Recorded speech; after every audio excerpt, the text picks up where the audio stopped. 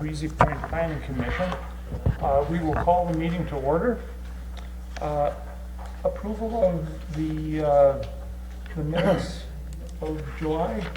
So moved. We have a motion. Do we have a second? I'll second. We have a motion and a second. Any discussion of that motion?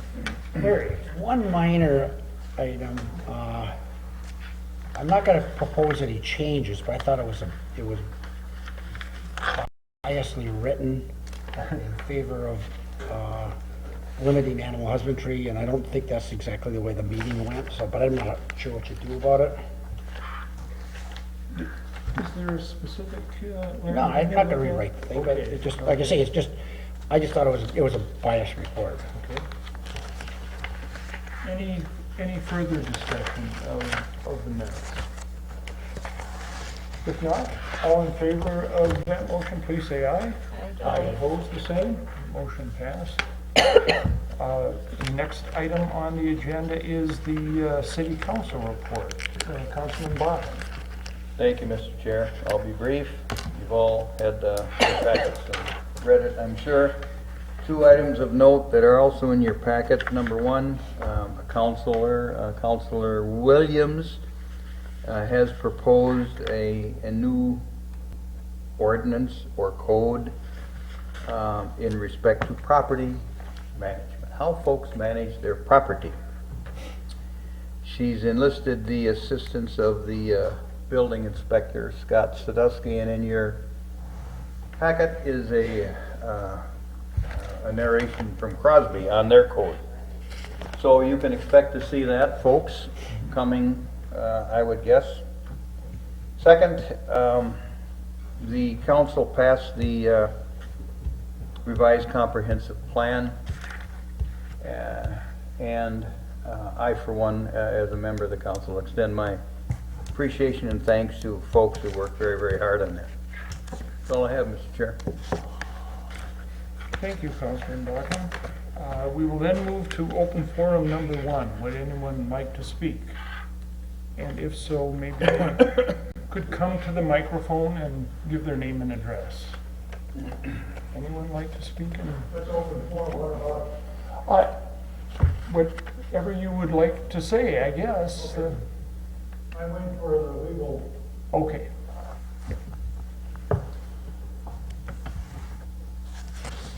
And if no one is interested in speaking in open forum number one, we will close open forum number one and move to public hearing, conditional use application on behalf of the Weebles for the expansion of Pelican Square. Jerry, would you like to, lead us in this discussion?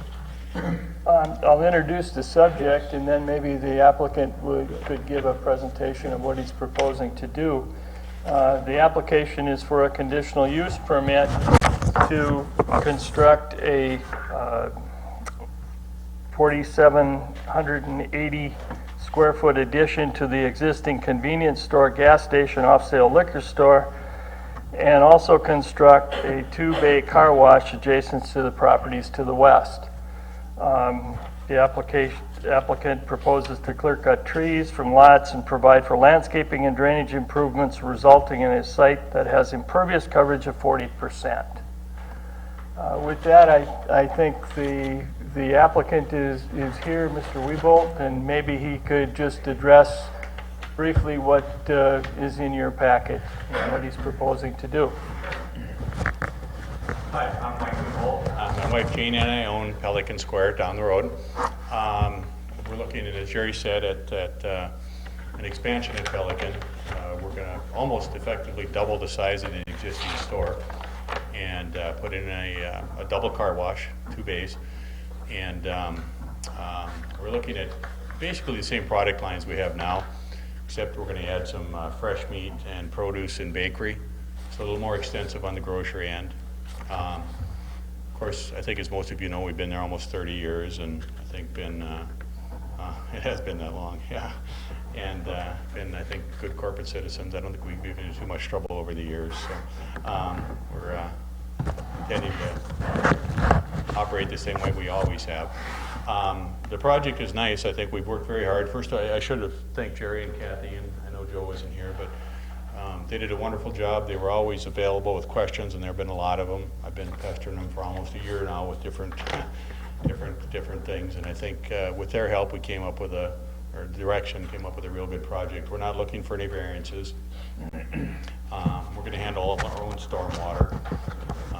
The only thing new to the site, you might say, is going to be the car wash. And I know we had talked about a laundromat and kind of went that direction for quite a while, but changed our mind on that. The feasibility studies didn't quite pan out, so we did decide to do the double car wash instead. I think Pelican right now, I believe, is 82% impervious, and we're going to reduce the overall project to 48% with pervious pavement. We're handling all our own stormwater. So as far as runoff and that type of thing, it's a big deal, this pervious pavement, and I'm sure Jerry's familiar with it, and it's expensive, but it's very very effective, and if maintained, and obviously we will maintain it, it does a pretty good job. So yeah, I think that's kind of the project in a nutshell.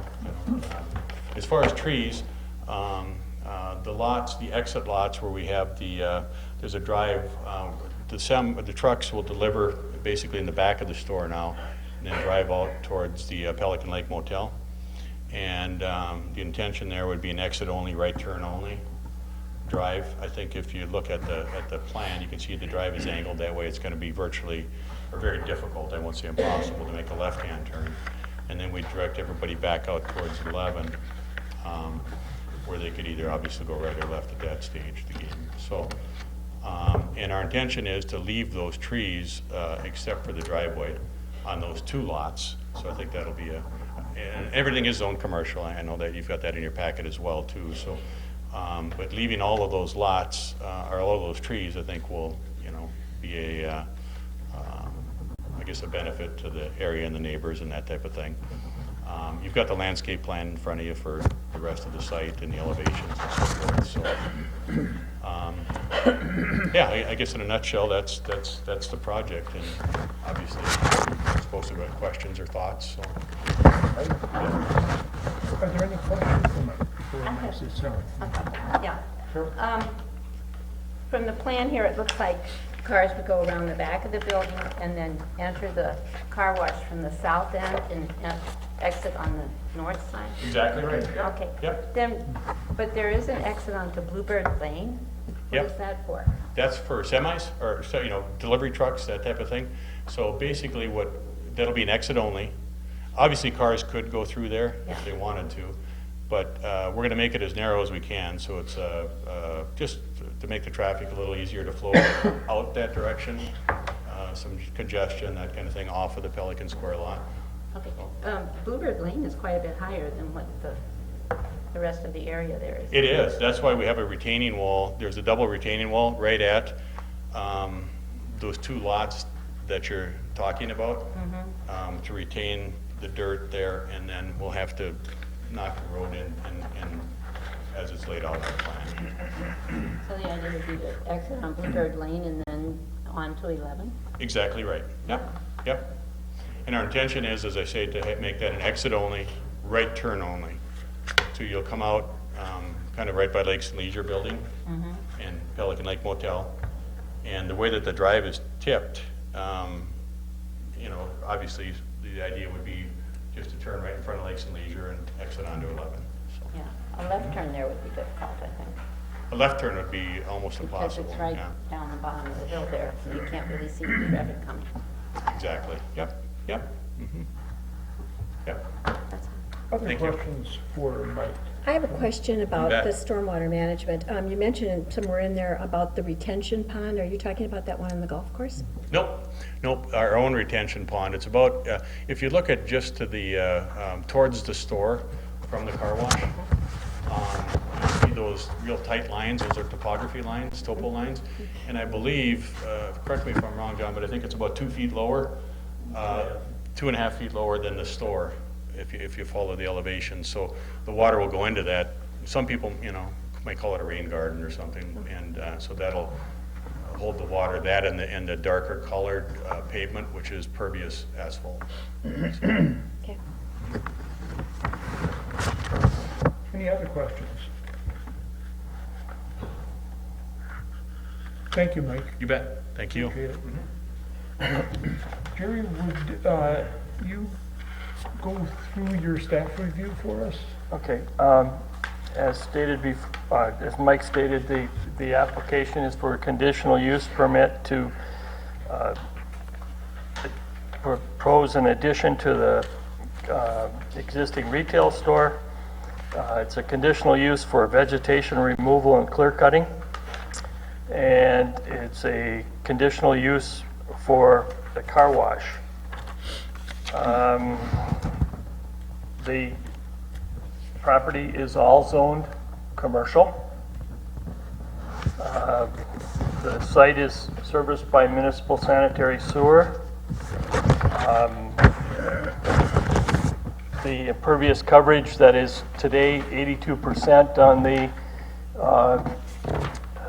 existing convenience store is proposed to be combined with the new site, and the maximum impervious coverage is proposed to be 48%. The stormwater is proposed to be confined to the site. There's adequate stormwater management precautions that are being taken to take care of a 100-year event. There are 16 additional parking areas proposed. There is adequate staging for cars to enter the car wash and wait while the car wash is being utilized. Hopefully it won't cause any congestion at the intersection or the entry. The entrances that are convenient that are today serving the convenience store are proposed to remain the same. We're not proposing, or he is not proposing to move and or enlarge any of those entrances. The application appears to meet the terms of the conditional use permit. It's for commercial activity in a commercial zone property. This staff actually recommends that the project be approved with conditions. Some of those conditions being impervious coverage not greater than 48%, surface water managed as per plans, regular maintenance of the stormwater management areas, parking stalls to be striped, hard surface shall be cleaned and vacuumed regularly. That is for the pervious pavers and or pervious blacktop. Down facing lighting, maximum building height of 21 feet. One other condition that we should add is that the exit onto Bluebird is an exit only, and it should be a right turn only. I think this project is something that is compatible to the existing uses and is compatible with the site. It's been, I applaud the developer for designing something that fits the site rather than trying to plop just a building on the site and not do anything to manage the stormwater. Thank you, Jerry. Questions of Jerry? Roger, do you have any questions of Jerry? So the storm sewer is on the right beside that proposed building, that's where the water holding. There's no proposal to bring storm sewer into the site. But I mean, where the holding pond is. No, that is just a percolation. The water will collect in there and percolate from there.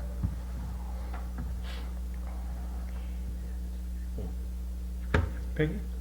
When I'm looking at the store again, I'm looking at where the parking is. Now, there's parking in front now. Is that not going to be there? It is. It is going to be there. It is, correct. Yeah. Okay, and then is that an entrance in the back of the store? There's going to be an entrance there too? That's a freight entrance? Just a freight entrance? Yes, to the back room. We're eliminating the one that's down the south, or the north side, excuse me, that's there now. Okay, yeah. That's gonna go away and bring it all around the back.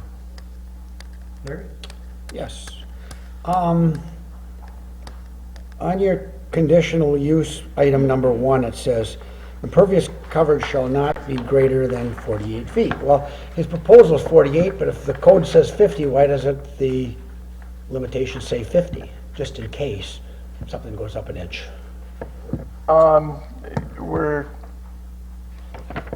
This is what the application was for. But we're putting conditions on it. Now, we're just Yes. saying his condition says he's going to be at 48. If he went to 49, why would we care? That's totally up to the planning commission. Okay. The other item was the area is supposed to be vacuumed regularly. What does that mean? There has to be some regular maintenance done, depending upon traffic and conditions and those type of things, on the pervious pavers and/or blacktop, in order for that to remain pervious. If there isn't regular maintenance done, it ceases to work and it just becomes regular Question is, what's regular hard mean? surface. As needed, Okay, maybe that's what it should say. that's, Then on the height of the building, what's the maximum height per the code? He's going to go 21 feet. 35. 35, so maybe he doesn't have any objections to the maximum height being 21, but if he wanted to go 22 during modifications when they're building, or land being a little bit different at the base, why 21? again, that was the plans that were submitted and we took the information off the plans. And Mike, you're okay with all those limitations? I am, but a fair point, Larry, quite frankly, but yes, short answer is yes. I'm just saying, just in case something I think happens, it's a great idea. throw it to 22 feet or 24 feet or whatever. If you go to 35, we're still way under. Right, and I guess my thought was just to exceed expectations, so not, Yeah. not to cause any issues, but that's a very good point. But I don't want to make a problem later on if somebody says, geez, You're this- 48.2 or something. Yeah. I mean, and it won't be, but yeah, I guess ideally, if that's an option, that would be wonderful. Okay. Could be a little leeway there, as long as it's well within the ordinance, of course. right. Well, as long as it's within the code. Okay, Thank you. that's all I had. Thank you, Larry. Carol? No more questions. Councilman Bakken? Any questions? I have no questions, an observation.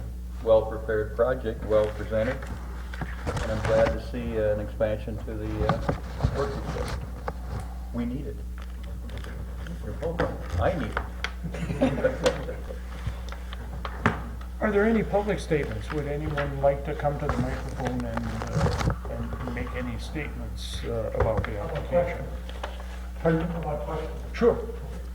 what I'm concerned about, Could you state your name and? I'm Paul Wool, and I live on Bluebird Lane, Okay. 8723 Bluebird Lane. And Mike, what my concerns are two, you're not gonna use that drain field that's down by my house that got approved back in 2004? No, Okay, so the drain field is gonna be up where you're building there. exactly All right. right, and then you don't think that there's gonna be runoff, that whole general area inclines down towards my house, to Bluebird Lane. Do you think that you can stave off that much runoff coming down there? Because you're gonna pave over 10,000 square feet, or build over 10,000 square feet. Right. It's pervious asphalt, and then, of course, Neil's got, I'm sure owners have got those lots in between, and then plus there's the other residential lots on Bluebird, but the water will actually come the other way into the lot, not south. Okay, that's a concern of mine. And the second thing is, we have trouble with Neil's Road coming down by our house because we're getting traffic both ways in there. And is that road going to be separated from the traffic of the store? Yes. So that your store people won't try to use that road coming down towards my house? I mean, I can't say that they wouldn't, I mean, but I would think they wouldn't. That'd be a horrible way to try to work their way out of there. Maybe just go right through the current egress, ingress. All right, so So I would think they would not go that way. is there going to be a separation between the recreation center and the store? It'll be exactly like it is now. Like it is now? Yes. Okay, Yep. all right.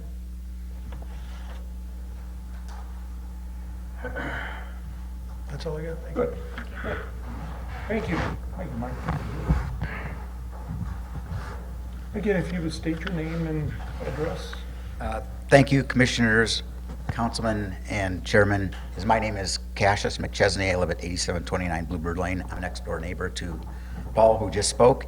And just out of reference is that I've been coming to Breezy Point since 1963 when my parents bought our first place up here. This is where I learned how to water ski, how to golf. This is how I did everything. So this has been an important part of my life. Per se, is that I have no problems with Pelican Square and development. We go there, we use it. It's great. It's we're glad it's there and stuff. I do have a couple of questions. A comment first is that my first comment I'd like to say is that unfortunately is that I'm a few feet out of the 350-foot notification area. So I just found out about this project yesterday. And so it's interesting. So I had a chance last night or yesterday, stopped over, and they were nice enough to give me the plans, which I guess have changed since I've talked to some people and asked a few questions. But the plans aren't exactly accurate.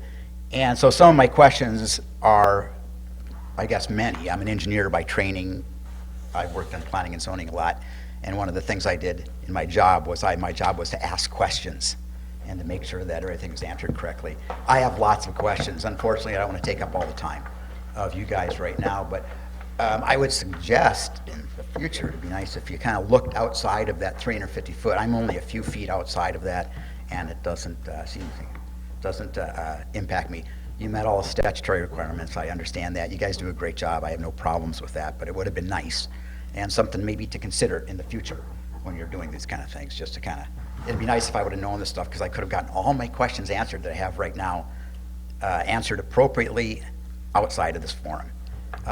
I do have a question, though, is that my biggest question is that the exit lane for semis on Bluebird Lane is that that's where me, my wife, our friends walk, ride our bikes, do all those kind of things. And I was just, I guess my question is, there hasn't obviously been a traffic study done or anything like that, but my curiosity is that, is it going to be one truck a day? Is it going to be one truck at 5 o'clock in the morning? Or is there going to be a constant stream of trucks going out there so that my children and grandchildren are playing in the area, which we do? Is that I'm just concerned that there will be something to keep them safe as we use that road. We walk up to the Commander and use those kind of things regularly. We go to dinner there. We meet friends. We go up to Prime Time and all those kind of things. So it's a main area, pedestrian walkway for us right now. And so it's something that I just want to make sure that in some way or another is that that's addressed, and the safety of us when we're riding our bike, when we're walking down that road is considered, at least at some time or another. I don't know how to do that. I could ask these questions outside this forum. The only thing that I could suggest right now that would move this along nicely is that as part of the conditional use permit is that there be an additional condition that says that traffic on that road would be consistent with a residential street or something like that. That would just simply ensure that, I don't know how to, I haven't had time to think of the language, I haven't had time to talk to attorneys or anything like that, but I would suggest that there might be a way to just kind of make it part of the conditional use, that it's safe, that it's not any type of annoyance to anybody, that I don't get picked off on my golf cart by a semi someday when I'm driving out to visit some friends over on the other side of the road or something like that. So that's my only concern I have, but I'd just like to bring that up, and I would appreciate it if you could consider that somehow or another. I don't want to slow things down. I know that it's a good project. The car wash is kind of a cool thing. I also don't really agree with the clear cutting or the clear cutting for construction, but it'd be nice if they could landscape along 11 so that as we drive into Breezy Point from Pequot Lakes, which is a beautiful drive, and you see the Breezy Point water tower, it's one of the things that when I have visitors is that we always do that, and they always look at it and they go, wow, what a great place, what a great town. And if there was a little bit of vegetation landscaping or something, or some of the trees that are there might be left, that it might kind of enhance Breezy's overall reputation and view for many people that come and visit us. So it would be a good thing, not only for me, but I think for our whole community. And I think that's exactly what the long-term, long-range plan and all the things that are being done are designed to do, is to enhance that. So anyway, I just want to say that I think the plan is a good plan. I have lots of questions, but I think from my brief conversation with Jerry and stuff, that most of them are pretty much kind of answered. But man, if I was doing this formally, I would write up a formal request for stuff and get taken care of offline. But for right now, all I'd like to do is say that that's my biggest concern, is make sure that there's safety for everyone. And we have a lot of joggers, walkers, children on bicycles, me on bicycles, and things like that, that we're just concerned that having semis driving out of there could be some sort of a public nuisance or hazard for those kind of people that live there. Plus all the employees that walk down that road, there's a lot of foot traffic and stuff on the road. Perhaps, Mike, would you like to respond to that, specifically the traffic on the road? I guess to that point, good question then, as far as how much truck traffic. Yeah. You know, I've read off the top of my head, I would say we're probably looking at a couple dozen trucks a week. You know, when you stretch that over the course of the, I don't know, there are about right guys, maybe 3 dozen. Depends on summer, winter time. Depends on the summer too. Some Yeah. are busier. You know. Of course, but that's when people are walking, and that's when people are using the roads. That's my biggest concern is that's when my grandkids will be riding their little bikes down that road, and I just hate to sometime in the future have something tragic happen and then have somebody say, gee, somebody didn't stand up and mention that, or at least question that, as far as putting those large-scale commercial trucks on a residential road that's heavily pedestrian, has heavy pedestrian usage and stuff like that. So that's my biggest concern. It's just a safety issue. And I know that the plan is that, as an engineer and looking at the plan, is that there are possibly alternatives that would solve your problem, but this is a plan that's being considered tonight, and I would recommend that with that type of single additional condition added regarding safety issues and some of those kind of things, is that I would suggest that recommend the plan be approved as submitted with that additional. Thank you. Thank you. Jerry, do you have any comments on those questions? Well, at one time, I think as the plan evolved, it was it could have happened that there was traffic left-hand turns would have been allowed onto Bluebird.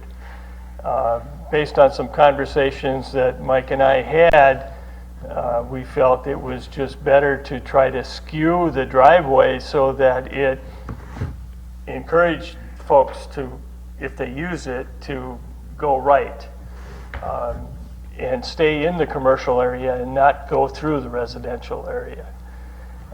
The exit only for those trucks kind of makes the site safer, the interior site safer, where you don't have the conflict between the folks backing up and turning around and exiting the gas pipes or tanks and those type of things. So from an internal standpoint, it helps.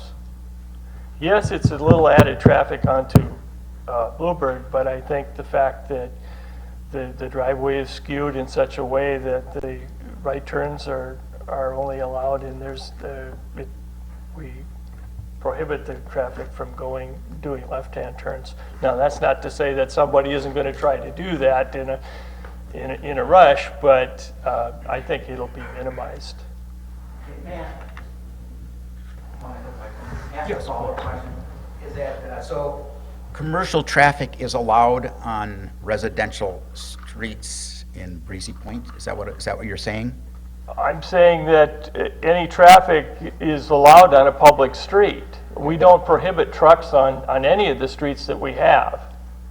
We do limit trucks at certain times of the year as far as the gross vehicle weight, but we don't really specifically, we don't say that you can't have the Dayton's delivery truck or the Swans guy or any of these type of things. Those, Or semi trucks yeah, are a little those- different. Those do happen. Yeah. We're trying to discourage it more than anything else by getting them back to County Road 11 and using County Road 11 and Yeah, County Road I didn't 4. realize that. I thought that a lot of communities, like my community, is that like semi-trucks are strictly not allowed on the streets whatsoever. Their streets aren't designed to handle semi-trucks. They don't handle the weight and all those kind of things. So trucks are limited to under a certain gross vehicle weight and stuff like that. So I was just wanted to ask that question. So there's no regulation like that at Breezy Point, is what you're telling me. As opposed to just having the road at a little bit of an angle, why not, as a additional condition, a right turn only sign that has to be installed? That takes care of cars, trucks, anything that, you come out of that area, the only way you can turn is right, or you've got Mr. Policeman looking after you. Larry, why don't you hold that thought for our discussion of the resolution? Oh, I don't know if I can. I'll try. Okay. Yeah, anyone else? Yes. One comment. I'm John Doty. I live at 29160 Piney Way in Breezy Point. Been here for 35 years. There's a little flaw in what Mr. McChesney has told you guys, and that is all of the property on the east side and the north side of Bluebird Lane is commercial. That road is going to have commercial traffic someday. It would be a ridiculous condition to put that on there to say somehow or another you can't use that road.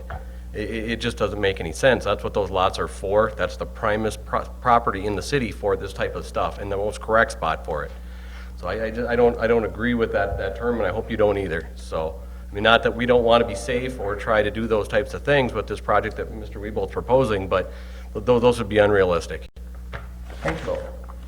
Anyone else? Jeff Johnson, representing White Birch. Just a point of clarification. The staff review mentions the water retention pond on the traditional golf course. Mike has clarified that won't be there. I just have a point of clarification on condition number 2 on here. It mentions plans dated July 19th, 2016. The plan I printed off, is that plan? Because there's no date on this one. Actually, there's a new plan that's sitting over there. Is that the date that's on that plan, or is that? That is the date that's going on that plan. Okay.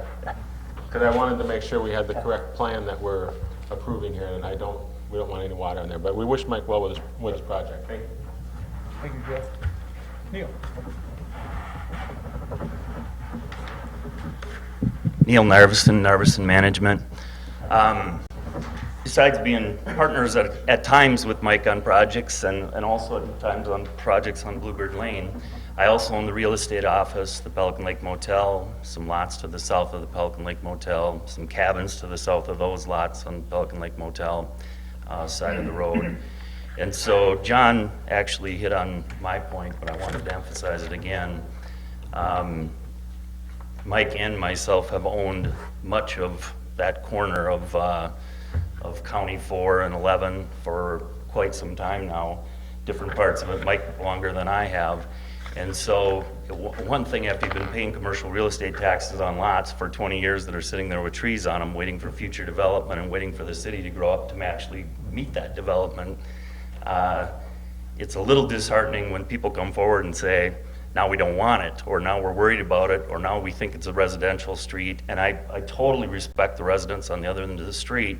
As a matter of fact, Mike and I, when we built Pelican Center, bought $100,000 of lots, commercial lots, donated the drainage to the city, so the city can dump water in there, because we have a huge water problem. We're gonna find that out fairly soon when the council gets to working on Bluebird Lane. And you're gonna need those lots for that drainage, but we basically did it to screen, even though they're commercial lots, to screen with the trees, Pelican Center and Pelican Square and all of the commercial end of that property. And so basically the north side of that property as we run down County Road 11 is all commercial. hopefully there will come a day where the Pelican Lake Motel expands, and that's what those lots are for. And hopefully we wouldn't be wanting to stop the traffic at the real estate office from turning right or left out of that particular area as well. And so I know Bluebird is a quiet lane, or it has been a quiet lane.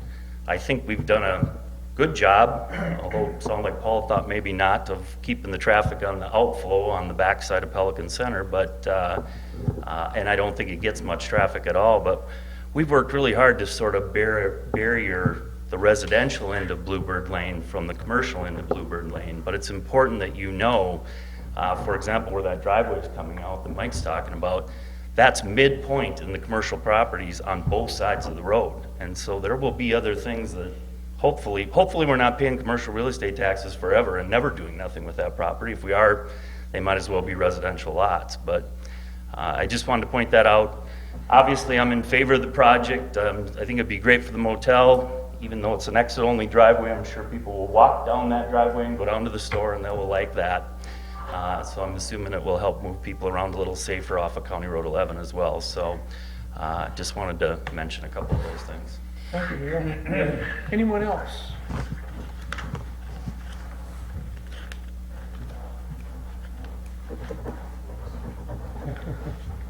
Connie Maroney, 30392 Airport Road. I just have a couple concerns. Hi, Mike, I'm the neighbor. Hi. Good job. I just have a couple of concerns. I've got to applaud Breezy Point Resort because on that side of the street, we've got landscaping, we've got beautiful plants, everything else. Are you going to do something like that on your two corners? That's kind of like, I know that's not the center of Breezy Point, but that's the main focal point of Breezy Point, the city of Breezy Point. And it would be really nice to see green space, grass, irrigation, plantings, like it is on the other side of the street. It would be a match. That would be nice. I'm just saying that.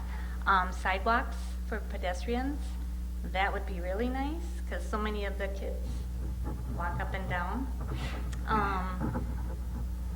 In regards to your dumpsters and trash, it'd be great if we could do screening so it isn't visible by the guests that come to Breezy Point.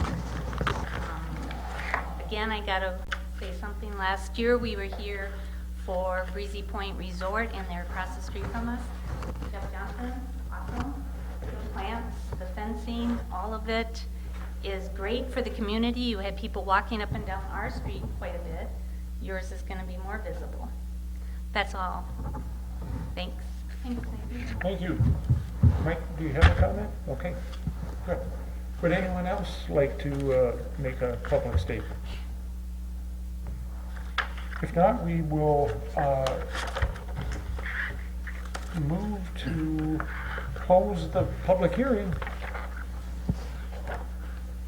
and move to the commission discussion of this conditional use permit. Obviously have a memo in our packet there and a proposed resolution discussion. How about we start with Roger? My only concern is the runoff. It sounds like with the amount of rain we've had in the last couple of days, it's being covered, but we have a lot more hard surface coming in and, you know, that could change that. So that's my concern for that moment. And the traffic, of course. I have a couple of things. I had occasion to talk to some residents about this yesterday. We were here for the elections, and so we had some time to talk. And some of the things that came up, and this is a comment from Mike, just passing it on, they asked if it was going to be a soft touch car wash. And I said I had absolutely no idea. And they said, well, I should mention that to you, so I'm mentioning it. I appreciate that. The other concern came from, again, some other people in the area, and it's one of the things I would ask also, as Connie mentioned there, what about landscaping? What, if anything, is going to be done? And I agree with all of the comments that have been made about that is sort of the center of town, or as just a small area we have, and it is the entry to the resort. and some landscaping would be nice and appropriate, it would seem to me, especially since there's going to be clear cutting. Appreciate that. I think there's a broader discussion with the city on sidewalks. I know there's been a lot of talk about trying to work something out there, and that's a whole other kettle of fish, I think, as we all know, as far as the civic landscaping. And, I agree with what you're saying, that we certainly could do better with it, but it's, I think One part of that, we do have a problem because the snowmobile path is right there in the corner. We actually had fairly decent landscaping at what was Pine Peaks now, the hardware store. We actually had to take that down because snowmobiles were running into it, and it's hard to mark, and so it's very, very difficult on that corner to maintain landscaping. We had snowmobiles and four-wheelers tearing through it constantly. And we did actually place sod at one point at Pelican, and it didn't last more than a couple months, even watering and everything. we have sprinkled it now. So I think, point taken, but it is a broader discussion.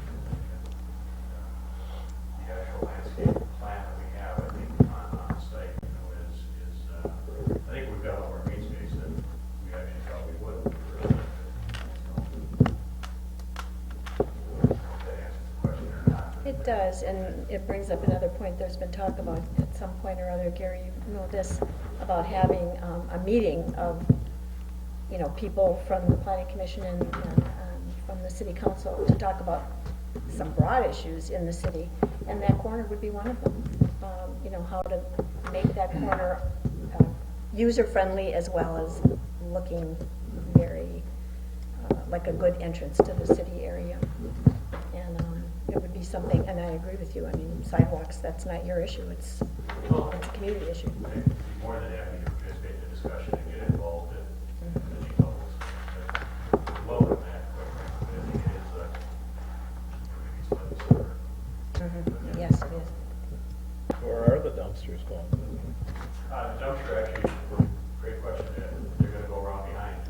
That'll be better, much better. Okay, the hatched area? Exactly, yeah, kind of back by that service door. Larry?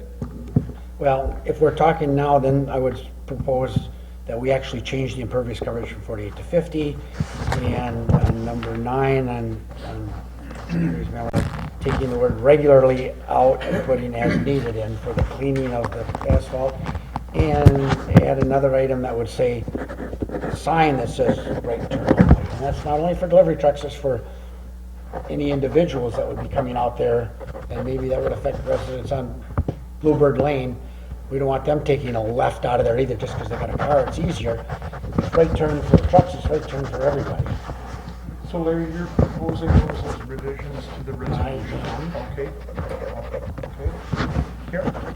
No, I have a question for Jerry. Jerry, to put up a right turn sign, is that the city do that for a public road, or would that be? Actually, it's going to be, it's probably going to be on the right-of-way line between the property, on the property line. We would probably install it and get it.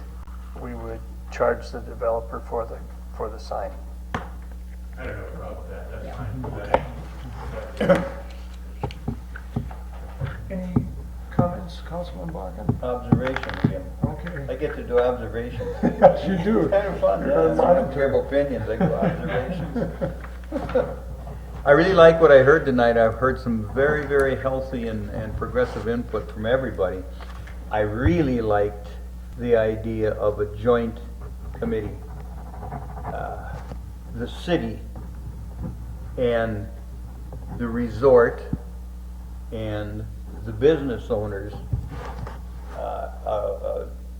to get together and discuss and perhaps cooperate together on this. This is, and she's exactly right, this is the focal point of the city. And coming over the hill, you see the resort and the water tower. That is the focal point, the nucleus of this city.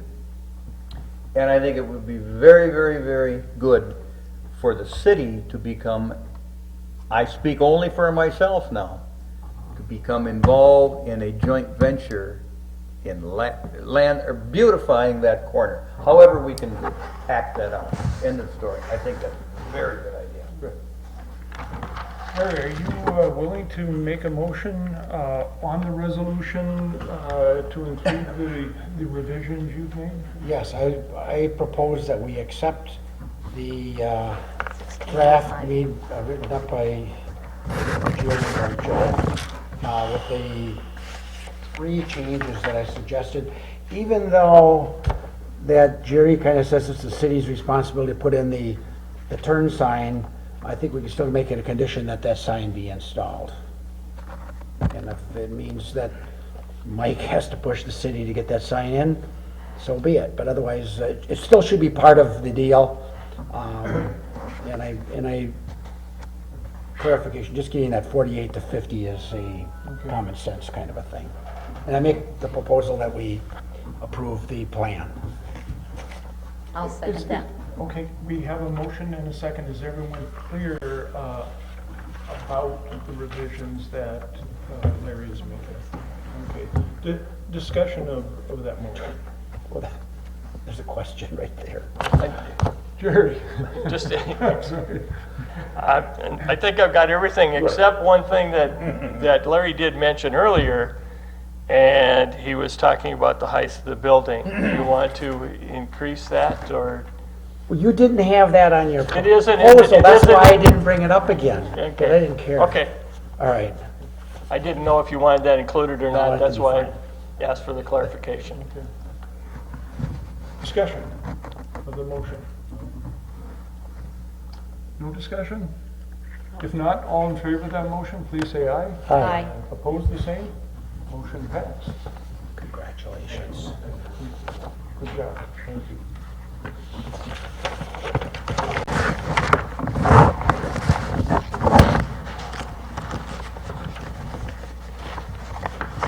So correct me if I'm wrong, Jerry, we're now moving to the next public hearing, correct? Yes. Okay, good. Next on our agenda is a public hearing on a conditional use application by White Birch.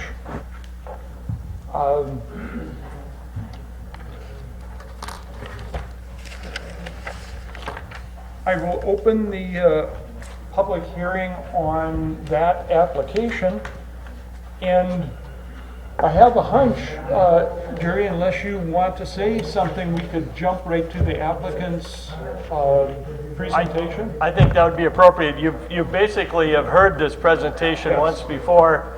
It's just a condensed version. Good deal. Jump right to it.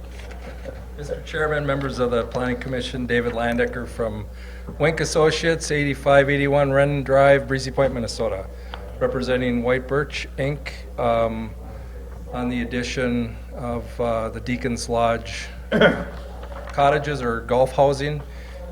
You have previously approved a CUP which had 10 units and a preliminary plat which had 10 units. And once that approval had taken place, we actually went out and staked the lots and walked the property with the resort owners as well as their golf experts and other golfers that take notice when they are playing the game that had comments. And they discovered that the placement of the units and the proximity of how they affect the golf course view if you're a golfer was probably more extensive than what they'd anticipated from the plan, which was actually something that the Planning Commission had noticed and said, hey, have you really looked at this closely? So they took a second look at it, and we're coming back with a closer look, and I'll just illustrate that when the PowerPoint gets going here, and you've got it in your packets. But essentially what we've done is we've eliminated 2 units, but we've also moved units on the north end of the project, placed most of the density up on the north end of the project, which actually has more of a view of a wetland area in kind of the corner of the 9th green, and then just scattered the other remaining 4 units along the golf course, but actually moved them back about another 30 feet so that those buildings are more obscure, and if the landscaping that's there is left plus additional is placed in there, it will be difficult to actually notice, except probably on the peaks of the buildings, that the buildings are actually situated in those locations. What it actually did then is we reduced the parking as well, because parking and buildings all kind of have the same cause and effect. But the parking was reduced to a number, and again, without having my information in front of me, I can't tell you the exact numbers, but it's about the same proportion it was before that you approved. So you approved reduced parking with a condition that trailer parking, overflow parking be placed in the golfing lodge parking lot. And that still would be a condition that we would be in favor of, because we still aren't providing the full parking, because again, that significantly deters from us trying to maintain that sort of privacy looking back from the golf course, the golf view, maintaining the trees and that kind of up north characteristic. So I'll try to get over here and see if I can get this going, and we can run through it rather quickly, unless you feel comfortable with what you have. I mean, I don't need to start anything, and we can just essentially talk about it. I mean, we read Jerry's comments about the resolution that's before you, and really with the exception of, I would just want to, kind of like what you did in the last one, he has a restriction of the impervious being 20% when it can be 25. Would just like the flexibility of the 25, only because, as you just visited, I'm a resident of Breezy Point too, and while I've had a short hiatus away from town, one of the things that this town is really missing is a pedestrian-friendly town. You have great parks that you're developing. You have a lot of other unique features within this community, but we're lacking the ability to have some pedestrian-friendly accesses, corridors, both internally within residential as well as along county roads that provide unsafe conditions as they exist right now, which I know you all know about because you drive down 11 and see people walking on those shared pathways, which is always a scary thought when you see kids and mothers with strollers. So it could be that as the whole community starts developing, there could be a network of those things. So I mean, if we placed a sidewalk along this corridor or a cart path where golf carts are moving around, you have 300 golf cart permits in this town. It could get traffic off of the street, which would increase our impervious. So I would hate to have some limitation all of a sudden that we have to then come back and have a public hearing to create sidewalks and things like that. So if you look at the conditions, I think that's probably the only condition I would be considering you to re-examine and go with what the code has. Otherwise, things would be okay. So if you want to dispense of the PowerPoint, because you have the information, and Jeff and I are both here to answer questions, we can do that. If you'd like to see the PowerPoint, we can talk about, I can pull it up and I can just highlight those areas. Well, thank you, David. Let me ask, how do you feel about dispensing of the PowerPoint? I think it's the same PowerPoint we had last month, isn't it? Yeah, it just shows the same Oh, it's the lots. same one? Yeah. Oh. Okay, so Okay, good, we'll dispense with it. Okay, great. Well, then I'll just highlight a couple of points that we had made before. Is originally when the conditional use was approved, there was about 3 or 4 lots or buildings that had setbacks that were less than 20 feet. And that was a condition. In this particular plan, there's only one. The rest of them all meet or exceed the 35-foot requirement. So that was also an improvement. And the one that has it is the one that's in the most northeasterly portion of this project, which is shown there. The other piece that you'd indicated to us was that it would be nice to have a place to have signs placed like they have over at the Eagle's Nest project that were kind of routed out that said, parking, 5 parking stalls, no trailer parking. And I think that was, Jeff actually indicated that was something that the resort would be willing to do at the time that those parking lots were built. That being said, there's one small parking lot that's designed in this plan that's next to the well house. And it doesn't have any attachment to the units themselves, which we could put trailers in. So I mean, that one could be signed to say trailer parking here, overflow and trailer parking here. And they've got a couple of lots like that as well. So you would have seen those signs on my PowerPoint. That's really the only thing, only thing that really was different than predominantly the plans that you have in front of you. So, any questions of myself again? Yes, sir. Questions? Larry? I do, I mean, other than myself, most people don't play golf in the wintertime. I play ice golf once in a while. Because the golf course and the restaurant are probably not open much in the wintertime, is that parking lot plowed and maintained in the wintertime? The one that's normally for golfers, which you would be using for overflow? That's a good question. I guess I'm not sure. And put it another way, yes, it will be. Sounds like it is. Okay, yeah. It sounds like it is part. I mean, ultimately, the goal of this community, and I think the resort, is to create opportunities within the facilities to try to have year-round uses of things. So this is one of those kinds of properties that, while it's is also used by some of the winter activists and things like that. So I think the goal is to generate enough use of their properties that they'll have, that restaurant could even be open in the wintertime at some point. Mhm. You know, so Hopefully. yeah, I mean, that would be a great goal. I know it's one that they have, so good question. Roger, do you have any questions? Peggy? I do, I have a few things.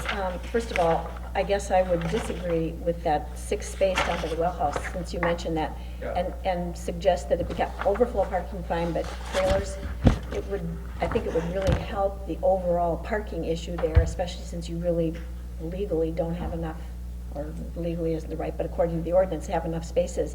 If you kept the things like trailers and whatever someplace else altogether, even including we were for dinner the other night at Deacon's Lodge, and I was really noticing what you've complained about so much, Joe. There were a couple houses there. There were cars parked everywhere. They were on the street. They were in front of the house. I mean, the parking really is an issue, and it doesn't seem very well controlled over in those units. With these parking spaces, it would be a lot better controlled, and especially if you didn't have, campers and trailers and whatever else there. That would be the first thing. The second thing I'm going to ask about is the two up at the end, the two, the numbers 7 and 8. Is there space between them at all there? It Yes. looks like it's so close. Yeah, I mean, what you're seeing is there's 10-foot lots between the buildings, so there's actually about 10, 20. Okay. Is there a distance in here? 25 feet between the It units. really is, okay. Yeah, It between the just- actual wood-to-wood frame, and the ordinance requirement is a minimum of 15. Sure, yeah. I looked and I thought, wow, it looks like, the windows. We created a little bit larger lots because, just for the fact that when the buildings get placed out there, you stake the lot corners, and if the builder wiggles or moves the building a little bit, that they're not, extending out of the lot and creating encroachment. So we've just created a little bit larger lots. Originally, we had 5 feet from the buildings, and so the lots got a little bit larger just to accommodate construction. Okay. And then, I'm one more sorry, question, Peggy. that's okay. Yeah. One more question, and this is kind of for Jerry and everybody here. Why are we waiting for 6 months to see a landscaping plan? Why is that not part of the? I think the landscaping plan comes after we get the preliminary plat approved, before we bring the final plat forward. In other words, before we can even get a building permit issued, we need to bring a final plat forward. So this is just a process to get to that point. Okay. I would have a problem with construction starting and all kinds of things being done without seeing a landscape plan. Well, I mean, and if you wanted to even place that as a condition that they're, along with the 6 months that prior to any construction or building permits being. I would make that request. We don't have a problem with that. Because, I mean, it needs to be dealt with before we get to that point of pulling the shovels out. I would agree. And as far as the parking goes, let me just, and not that whatever you decide is fine, how we situate it, but the difference between what you see out there and what Mr. Ayers is seeing out there is that the parking that they have laid out there is super deficient. Deficient of even design. I mean, it's like you pull in and there's maybe 2 cars to park. So I mean, there's absolutely no opportunities for people to park except on the grass other places. It wasn't well thought out when they were built. At the time they were built, there was sort of, the concept of the golf use really wasn't in play. It was more, the ordinance requirement was 2 cars per lot. And that's sort of how it was situated. And unfortunately now we're faced with really how it's being used, not being adequate parking. And so they just sprawl. Here, in this case, now you have controlled parking. I mean, if you go down the Eagle's Nest project, and I live down on that neck of the woods, I mean, it's very rarely you see things out in the street at all, because even though it doesn't seem like there's some lots that only have 3 or 4 car places in them, and even 2 in some cases, but they all find ways to get off of the street. So, and it could be another condition if you wanted to place on it, which I don't think would be unreasonable, is that we don't have off-street parking, or on-street parking in that location. I mean, we don't want it because it's going to deter from the experience of driving into the golf experience. I mean, we want to beautify that to maintain that, to maintain the integrity of that location. So, thank you. Joe, no question, Jerry? Oh, I'm sorry. Jerry's got a Oh, question. Jerry, Just I'm not just a purposely comment ignoring you. comment about on-street parking. Technically, we do not have a street there. That is a private street, if in fact these folks would like to limit the parking there. They can do that, and it's not something that the city actually can enforce because it's private property. That was gonna be one of my suggestions for the condition, is that they put up no parking signs, because it is private property, and I think they can do that. I think we can probably require it. Okay. Carol? No questions. Okay. Councilman Bakken, any comments? Okay. Jerry, I'm not purposely ignoring you. For some reason, my eyes are going up and down the, That's okay. I had the thought and I just had to raise my hand. It was. I appreciate it. Jeff? Jeff Johnson, representing White Birch. Just wanted to clarify, we do have the Golf Pro that works there all winter long, and so that does get plowed. Yeah. And we do have a Bobcat, and the course superintendent clears the snow, and he keeps that end of it all open down there. So there's 30, 40 spots, something like that. So it'll be fine. And he tries to keep snowmobiles off the golf course. Yes.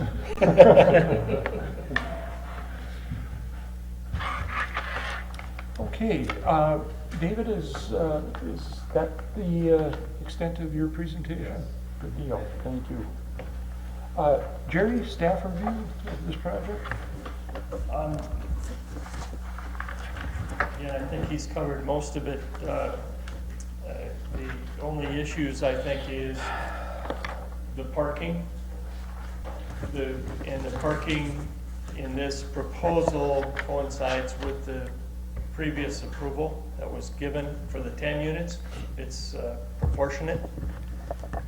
You could require more.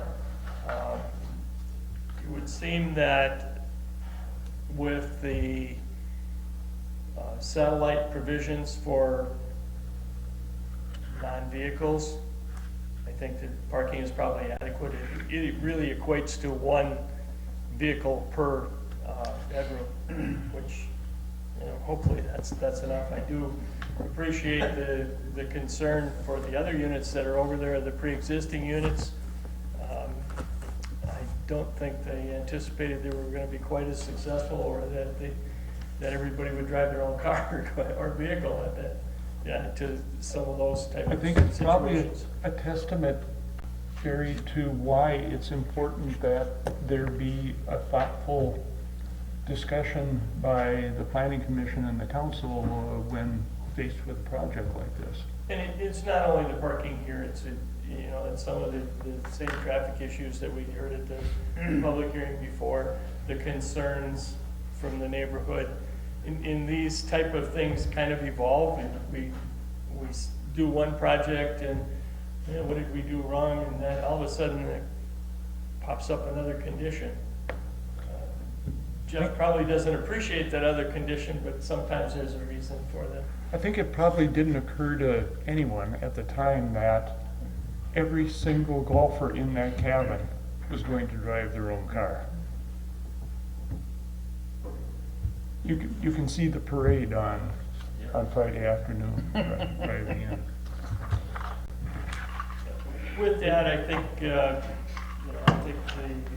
question that was raised about the 25% impervious, I think that's a reasonable type request, especially with all the green space that's around that area. I think the parking is adequate from a staff standpoint. I did hear that the commission would like a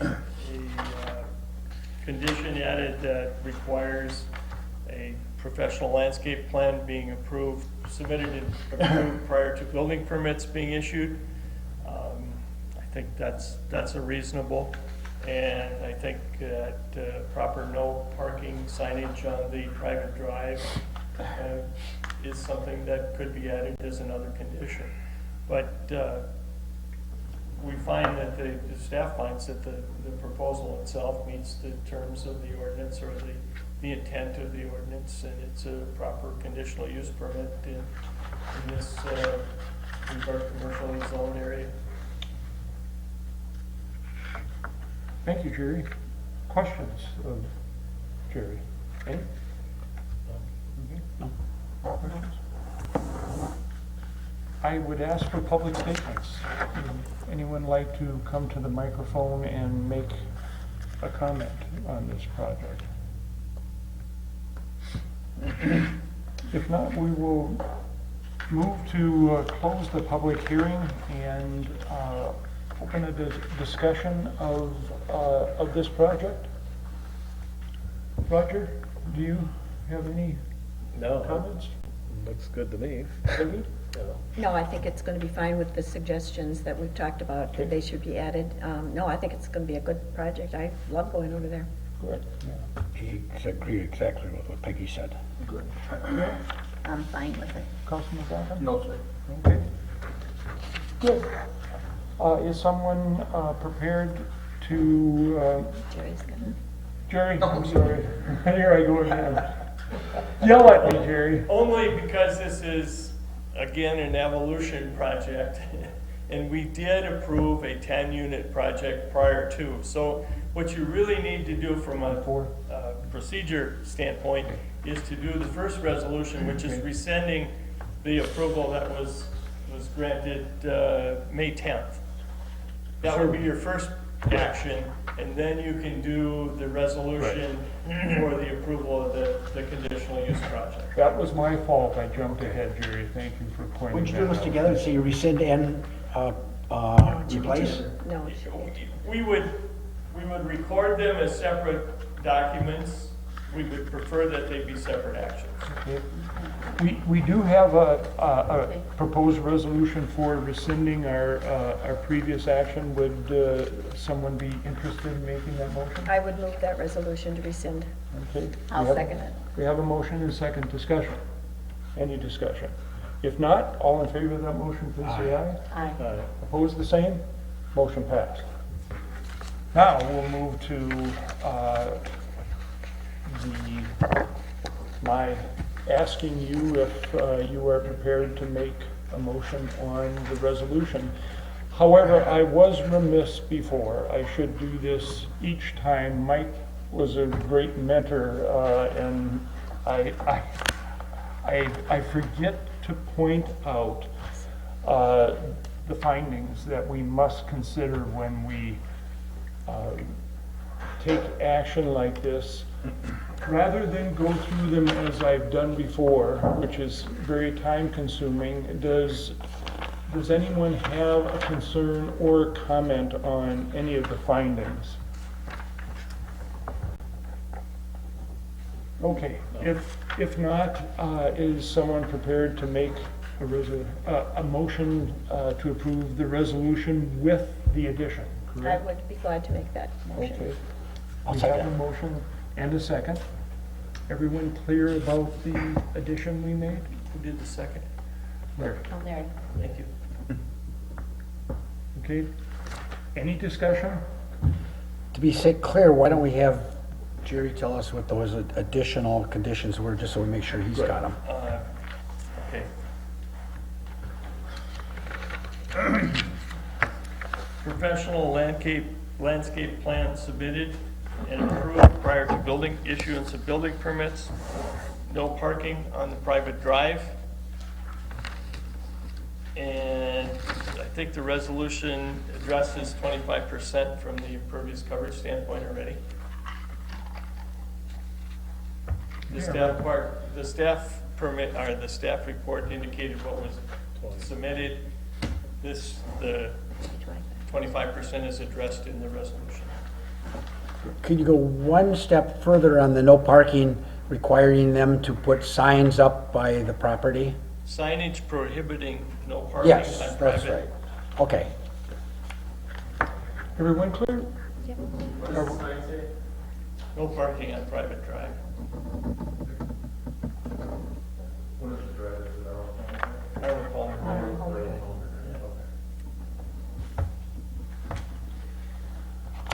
We ready to take action? All in favor of the motion, please say aye. Aye. Opposed, the same? Motion passed.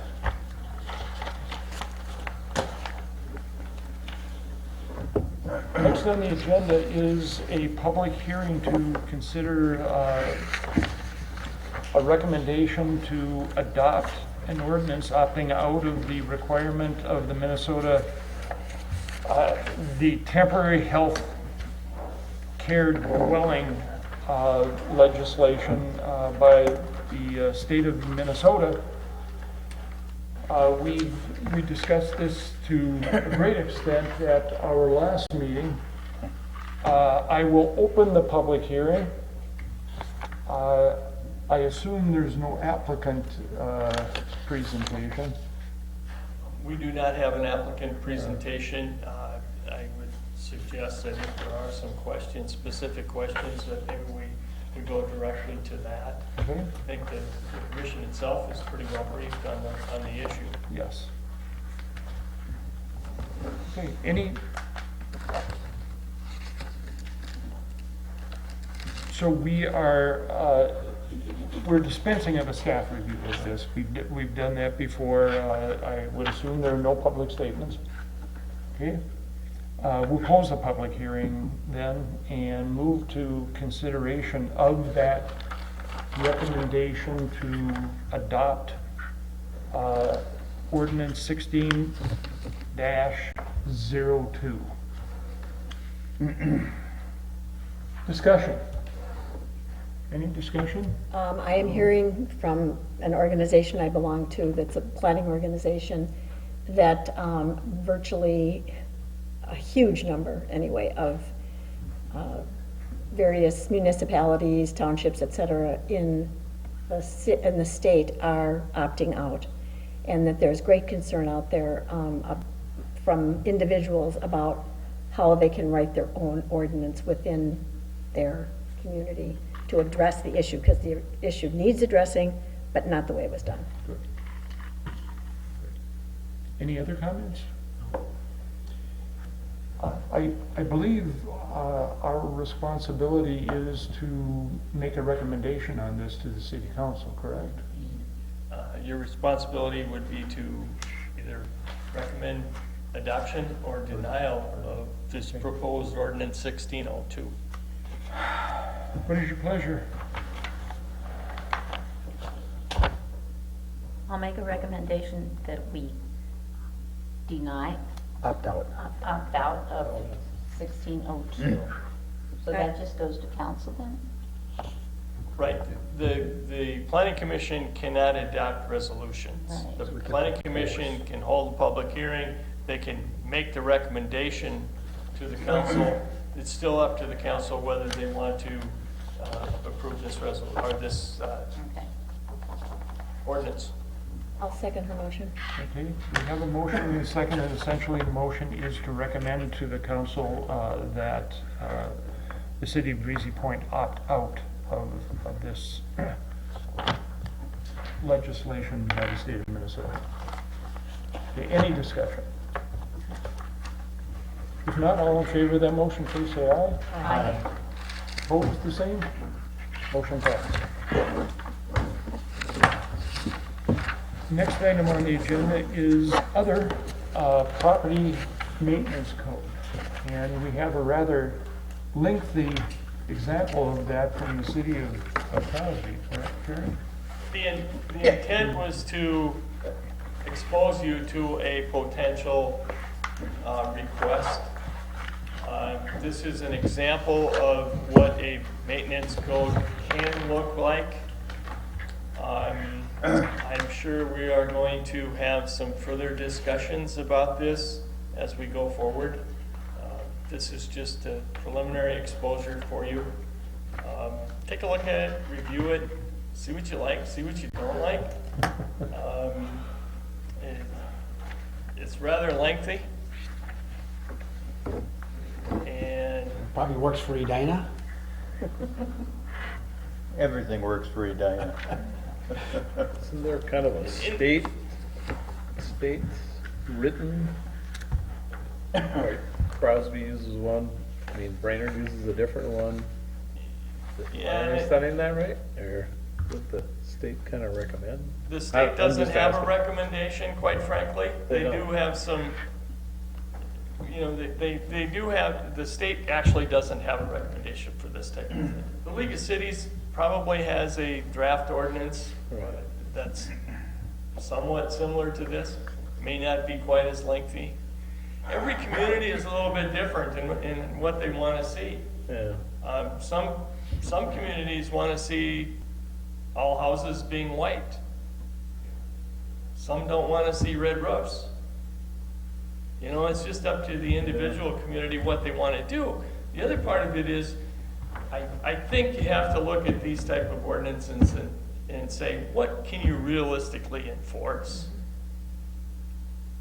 And the biggest, from an enforcement standpoint, the biggest problem that we have is that sometimes, because you have something like this, the city gets used as a pawn in between two neighbors that don't get along or that are feuding. And I think you have to be really careful about that.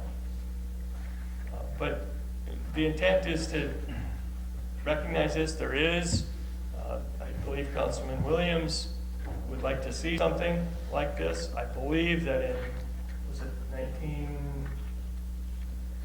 2004, there was a movement on the council also to do something similar, and that was voted down.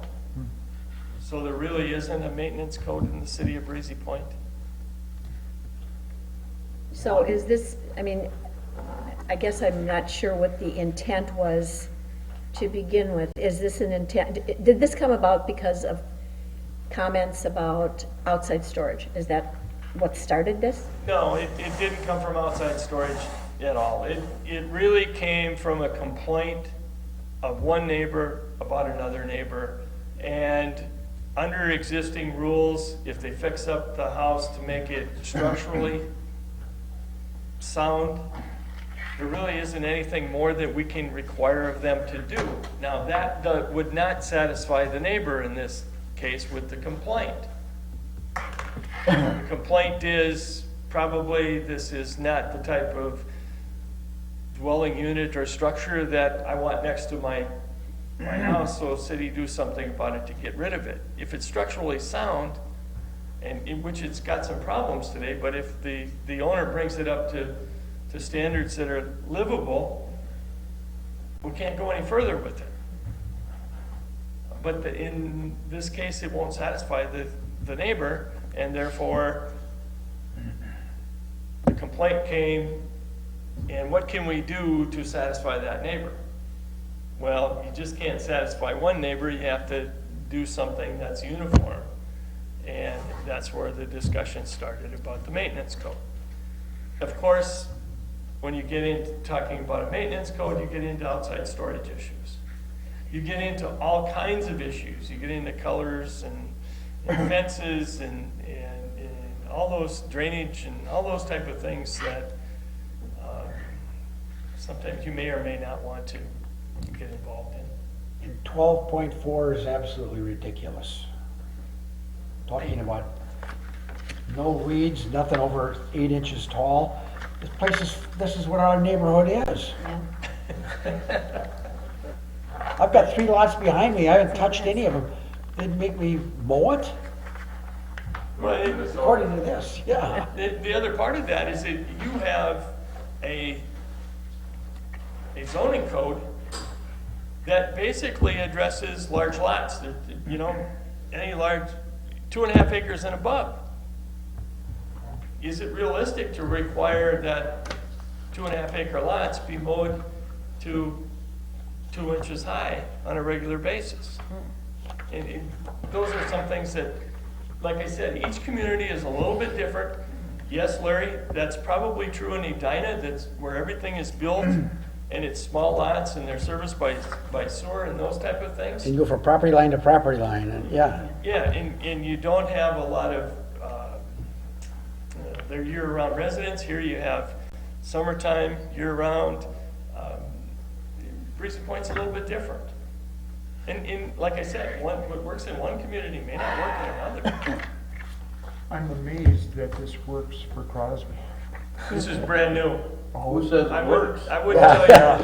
Who says it works? Yeah. You've been through It's a Crosby, nightmare. I don't think it's working. Yeah. It's just a It's a start. This thing is still in its infancy, and if it's anything like the Branner ordinance, it would change on a regular basis. Does anyone have any comments about this at this time? Yeah, close argument. I mean, it makes sense in some cases. This is a thought-provoking opportunity. We probably want to put some parameters on it. I mean, it's long, for one thing. And maybe look at it and say, okay, what are the things, knowing this community, that we probably should talk about? And start with that, not try and adopt something. I mean, this is pretty definitive. I was at that council. This is threatening. Oh. In my opinion, it's something that is very threatening. Jerry, was this intentionally given to us as kind of the extreme of what this could look like? Because that's what I was feeling the whole time I was reading it. This is only given to you as an example. Okay. It has nothing more to do, there's no, staff is not advocating, this is what you need to do. This is only given to you as an example. We do know that Councilman Williams has a concern, would like to see a maintenance code. This is what it could look like. Okay. She was consulting with the building inspector, and he provided her with this copy. It's information only, not advocating anything. Good. Any comments? No, I was at that council meeting too, and that was my impression, that Diane was just saying it's something maybe that we should think about, and in the future maybe do something. But this was, I think someone gave this to her, like Jerry said. It was just something to look at. Okay, we'll move to open forum number 2. I do have another, just an FYI. I should have asked.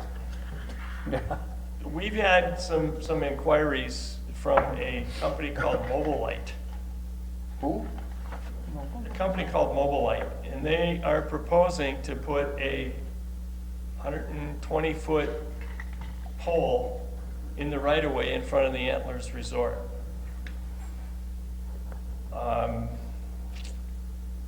We see that as a telecommunications tower, and we see it as something that they need to meet setbacks, and they need to conform to the ordinance, of which we've told them. they're making an issue because they think it's they are a public utility and therefore they have the right to go in the right of way with anything they want. Mobile light. Yes. What do they do? What do they do? Provide broadband service. Ah. We addressed that a few How years does ago. Whitebridge feel about that, Jeff? No, I'm done. When you finish, Yeah. since it's open forum, Jeff Johnson representing Whitebridge, we would not be happy with a pole in front of the Antlers restaurant. Can't imagine. That, I think I saw that, was that at a council meeting a month or two ago? Actually, I sent you an email. Yeah, I that's asked what you it if you was. knew anything about it. Twice you asked me. Yes. We don't know anything about it. They've never contacted us. They never asked about the water tower. Well, they're in a We don't know public- anything about them. But we would not be in favor of a pole in front of the Antlers. I assume the airport wouldn't either. I don't think the airport would either, no.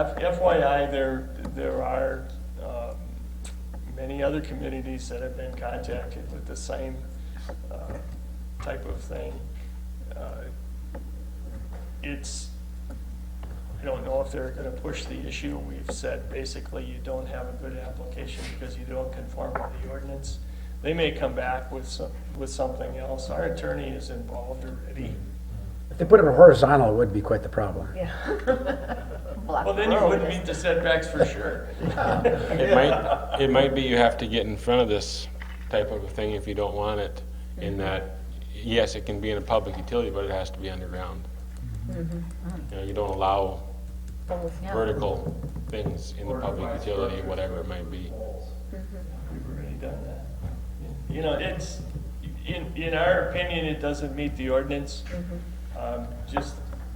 Again, this is an FYI thing that we are, It would be interesting to see we're what dealing with it. what the Crow County right of way, and theoretically, they're the road jurisdiction and authoritative of that corridor. Right. I think that if somebody was doing an application, it would be the owner of the corridor. In other words, the county would have to be asking for the. Crow Wing County has taken the approach that any proposal in their right-of-ways needs to meet local ordinances. End of story. Yeah, that's a good. 100, I rest my case. 120-foot tower is like a 12-story building. That's pretty good. It's basically a single pole type I situation. know, but it's like a 12-story building. Yeah. Even, I mean, just the airport alone would be enough that I would think that that's not even that's a safety issue. Oh, jeez. FYI, Thank you. we spend a lot of time spinning our wheels with stuff like this. We will close, sorry. I have one other. Just again, an FYI, because I talked to Joe about this right after our last meeting, and it gets back to the animal husbandry thing, and they said, you know, could we come up with some other possibilities? And I came up with one that would suggest, and first of all, I looked at 2.5 acres is roughly the size of a baseball field. So that's pretty good size. Like, what kind of animals could be in that big? And to appease those who don't like animals so much is what we could modify it to any animal over 150 pounds needs 5 acres. And that way you get your horses and your cows not on any 2.5 acre lot. So it doesn't eliminate the little animals, but keeps the big cows away. Anyway, that's just a brainstorm that I had that I talked to Joe with last time, but when we get back to animal husbandry, now you heard it first here. You still are gonna meet as a committee, though? Probably. Okay, I thought so, yeah. If we can find the time. there you go. That's up to Joe, not us. Yeah, okay. But anyway, that was something that I came up with. I was in here anyway, I bounced it off, and he thought that, that might make some sense. So Okay. we would propose that maybe along with a compromise to get this thing in agreement with the majority of at least our commission. So you need to sell that idea to Carol. Yes. And Joe. I will think about it. Yeah, but if you see, this way you don't hear it for the first time the next time when you hear it about it for the first time. It's something to think about. That's right, that's all it's supposed to be. Okay, now you can adjourn us. I think we closed, if I didn't, I'll close open forum number 2 and I entertain the adjournment of the meeting.